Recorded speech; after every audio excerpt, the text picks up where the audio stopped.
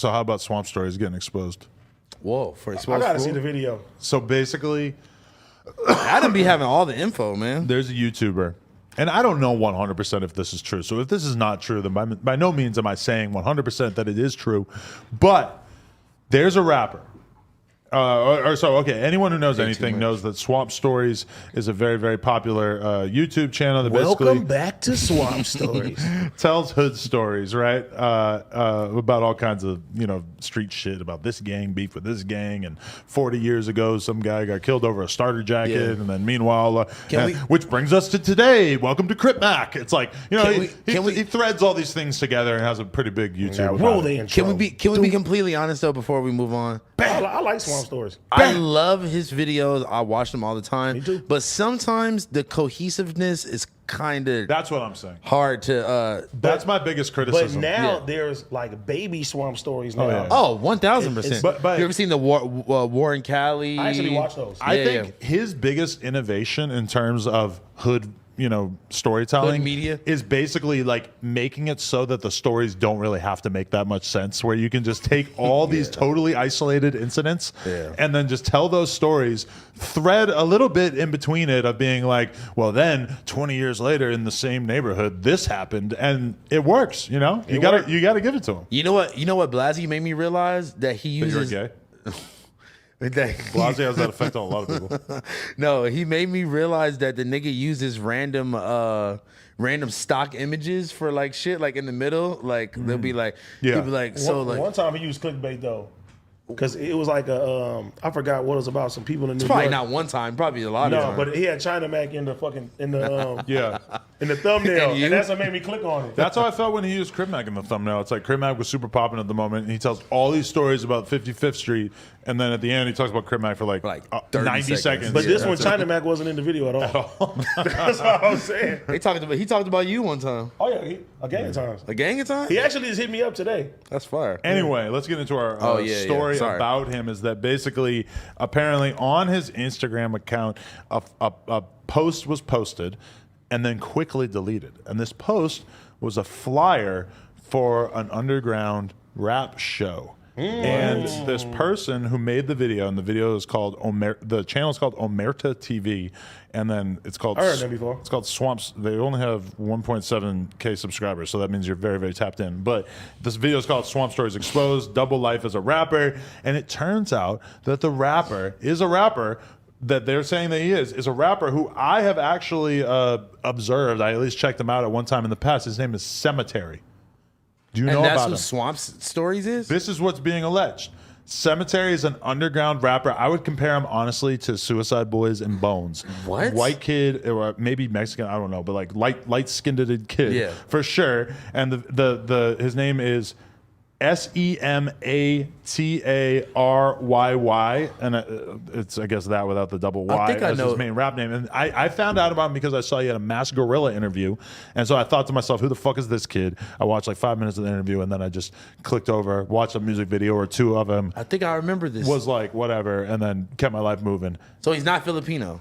I don't know, but they're saying that this dude is Swamp Stories, which, if true, and they played a clip of him talking in which I guess his voice kind of did sound like the Swamp Stories guy. That's a very distinctive voice, bro. And because if you really think about it, if you were making videos like what Swamp Stories does, you'd want to do a fake version of your voice. You'd want to exaggerate it so that people that you know in your day-to-day life wouldn't be able to necessarily... the clip. Exactly. Like, it feels like that's kind of like an exaggerated voice. But if this is true and you're actually like an underground fucking whatever, like dark rapper, and then by day you're earning a living reporting on the hood. I mean, this is the funny, kind of crazy. This is the funniest fucking narrative I've ever heard in my entire life. Now I don't know if it's true, like but Batman. I love it.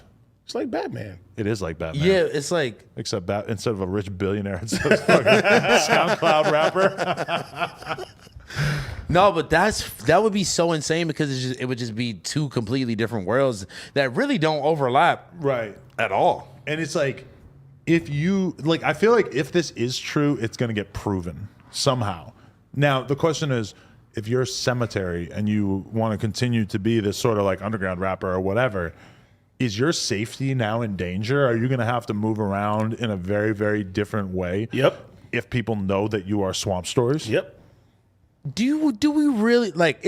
Are people really after him? Because no, I don't think people are after him. But when you speak on things that are actively going on, people will. But it's all. But you got to think about it. How is he getting this information? No, it's out there. But I think he's saying a lot of things that people don't appreciate being said. Because there's a lot of stuff that we could, like, we talk about fucking gang politics and shit all the time on here, but we talk about things that are clearly in the public domain. I think people get pissed off about swamp stories because, like, rumors. He'll be talking about some dude that fucking got killed in the 90s that, 40 people on Earth remember who this dude is, but all of a sudden he's telling this fucking story that is like bringing it up so that the family's probably seeing it, his friends are seeing it, and maybe sometimes he doesn't get the details all completely right. So all of a sudden the guy who was actually there is pissed off. I mean, to me, bare minimum, this guy should have a shooter with him at all times, probably after this. Sometimes he clowns cities too. Oh yeah, and that's the funniest part is that he be cutting out some like San Diego. He'd be on San Diego. San Diego's murder rate ain't shit. Like they're like talking about like they're so pussy. That shit right there.